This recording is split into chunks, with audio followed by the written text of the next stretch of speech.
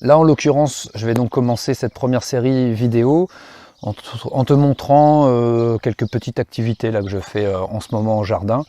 Donc tu vois, j'ai déjà des planches qui sont en fonction. J'ai commencé à mettre en fonction des planches permanentes.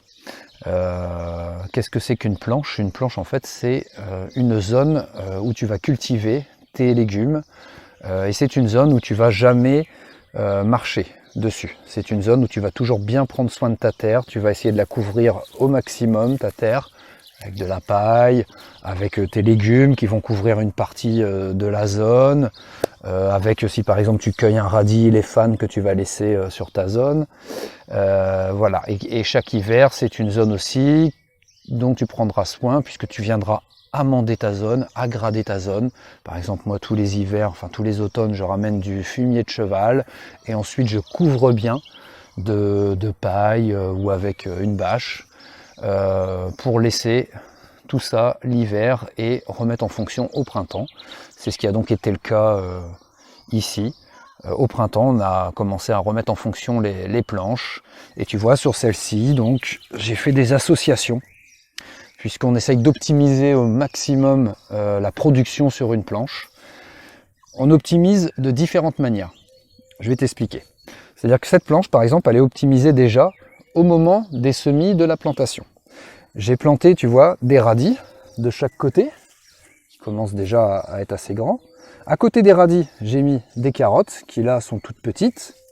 Je te montrerai tout à l'heure de plus près pour que tu vois. Et au milieu, des laitues. Donc ça, c'est une première forme d'optimisation au niveau de l'espace, puisque chaque légume va avoir une vitesse de croissance différente. On va récolter en premier les radis, puis les laitues, et en dernier les carottes. Donc à un moment donné, il n'y aura plus les radis sur les côtés. On va repiquer autre chose. On pourrait repiquer par exemple des betteraves. Je vais récolter mes laitues. À la place des laitues, c'est ce qu'on va faire après, je vais repiquer des blettes. Et en dernier, il y aura mes carottes que je pourrai récolter. Et au moment où je vais récolter mes carottes, les blettes vont prendre vraiment de l'espace et il n'y aura plus besoin de faire autre chose. Voilà, donc c'est comme ça qu'on va procéder. Donc voilà, comme je te disais, je vais te montrer d'un petit peu plus près en quoi ça consiste ces planches et donc de semer différents légumes qui ont des vitesses de croissance différentes au sein de la même zone, ce qui te permet ensuite de pouvoir repiquer au fur et à mesure d'autres légumes qui vont prendre la place. Donc tout d'abord tu vois là des radis. Comme je te disais, donc tu vois à côté des radis il y a des carottes. Au milieu on a les laitues. Puis à nouveau les carottes qui poussent. Et enfin les radis. Ce qu'il faut bien se mettre en tête, ce qui est pour moi la base, ce qui est le plus important, c'est de se dire que ici on est au jardin.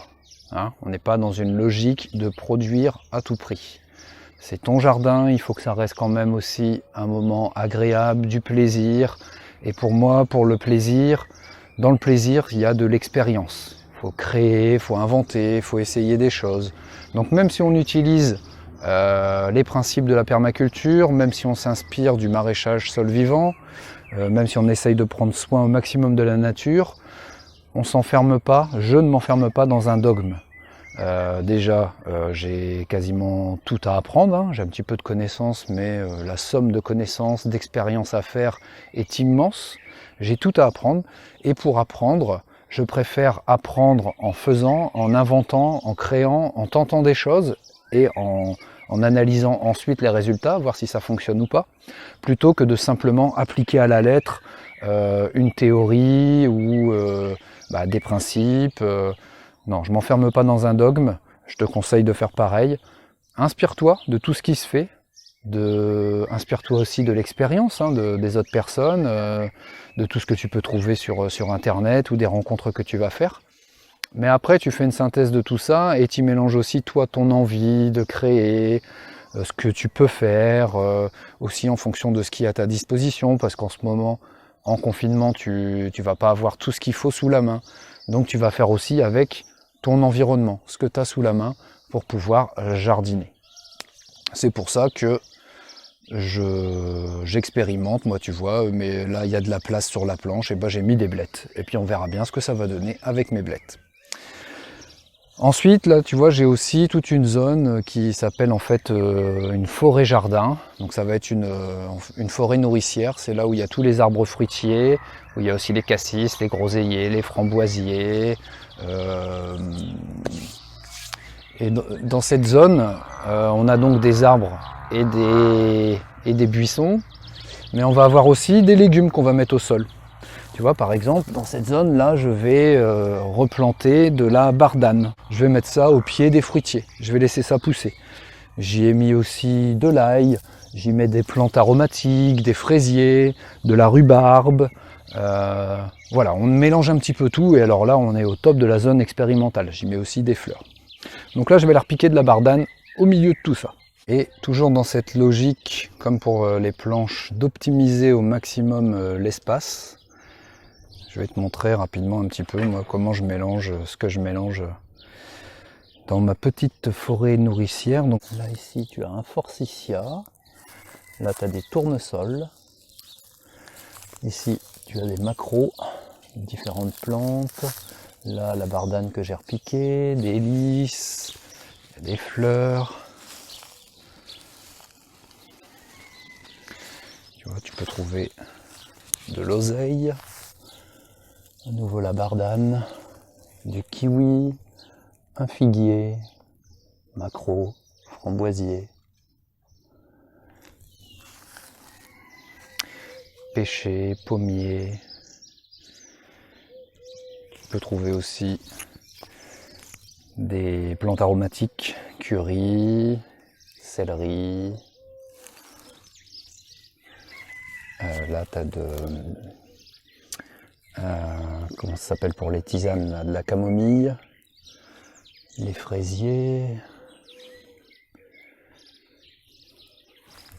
de la sauge.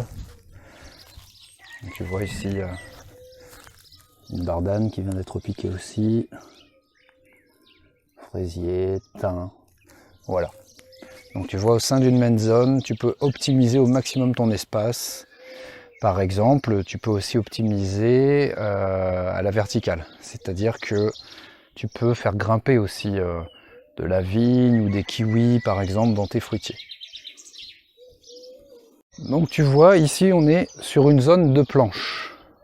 Les planches, comme je t'expliquais tout à l'heure, c'est des zones sur lesquelles on ne marche pas et des zones sur lesquelles non plus on ne laboure pas, hein. Je ne te l'ai pas précisé tout à l'heure. Mais quand tu sors de l'hiver, que tu rentres dans l'automne, que tu enlèves tout ton paillage, tu vas utiliser la grelinette, le râteau, mais tu ne vas surtout pas bouleverser la vie de ton sol en le labourant. Tu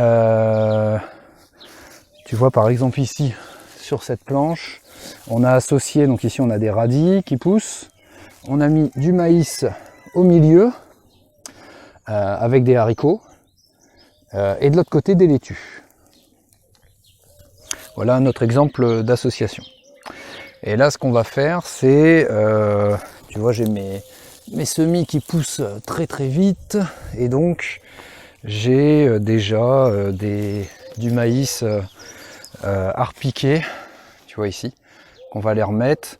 Comme ça, ensuite, quand les haricots vont sortir, ils vont pouvoir grimper sur les pieds de maïs. Voilà. Bon, écoute, je vais te laisser jardiner à ton tour, jardiner tes légumes, jardiner ton bonheur, et je t'encourage à faire de chaque jour qui passe ta plus belle œuvre d'art.